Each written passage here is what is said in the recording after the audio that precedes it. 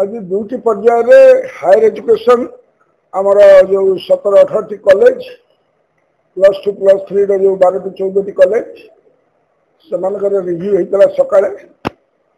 अन्य सब हाईस्कल मानकर रिव्यू होता चलित 2025 एज कंपेयर टू 23-24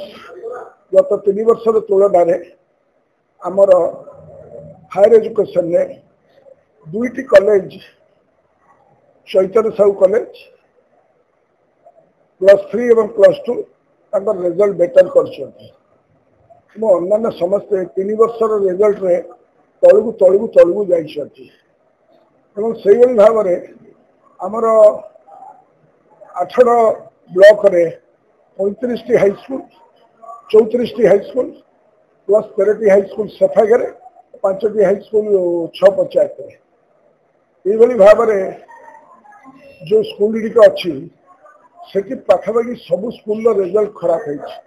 गत थर आम 80-90 रु अधिक पिला माने A1 पाई माने 90% रु अधिक मार्क पाई कि एथर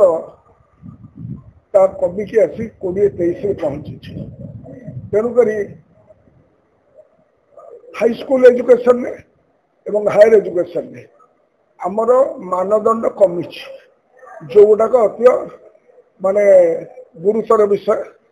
जो कि भाव में कोचिंग सेंटर करी फैसिलिटीज कौन कहीं कौन कोर्सेस असुविधा रोचे तार पुंखानुपुंख आलोचना होता डेवलपमेंटल एक्टिविटीज जो बिल्डिंग काम पैसा पत्र रही जाए जिनस विषय में पुंखानुपुंख आलोचना होता सब कलेक्टर प्रेजेंस बिकज सब collector president of the governing bodies and मु अच्छी x official member of the governing bodies ये जदि 8 आड़ को 1 नंबर करार अच्छी तार शिक्षाटा को जब 1 नंबर न कर तेरे 8 आड़ आगे जापर ये विश्वास मोर अच्छी सब जगह जो आभ्यंतरीण कमिटी जो गुटा बर्तमान सरकार जो वातावरण ICC internal complaint committee school level एवं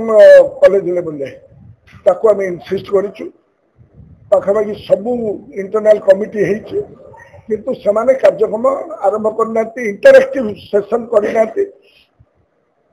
अधारू अधिक कर कॉलेज माने जो इंस्ट्रक्शन सब कलेक्टर आम देचु तुरंत माने पेरेंट्स टीचर्स मान भितर स्कूल लेवल एवं जो 4 थर इंटरएक्टिव सेशन करा तुरंत करागले से गोटे आटमोस्फियर हो जो आम अंचल सचेतनतार कार्यक्रम द्वारा लोक सचेतन हेले पेरेंट्स एंड टीचर्स मान भर समन्वय रही गोटे भल वातावरण भितर कार्यक्रम हो पारे। अनेक कॉलेज रे छात्र छात्री माने बाहर बोलते बाहर छात्र भीतर प्रवेश करते यहाँ पर रोक लगी दरकार ना हाँ से विषय आम आलोचना करें जे आमर एडिक्वेट बिल्डिंग जो गुड़ाक अधा पंत्रिया जो गुड़ाक एपर्यंत हैंडेड ओवर होना गत चीफ मिनिस्टर शासन काल जो पैसा दि जाता तार यूटिलिटी सरी ना तेणुक हैंडओवर होना कि बिल्डिंग गुड़िक तुरंत हैंडओवर कले पिला मैंने बाहर बुलवे नहीं कॉलेज कैंपस भीतर रही बहुत पैसा दिखाई बहुत पैसा पाखापाखि 2 कोटी रु अधिक टंका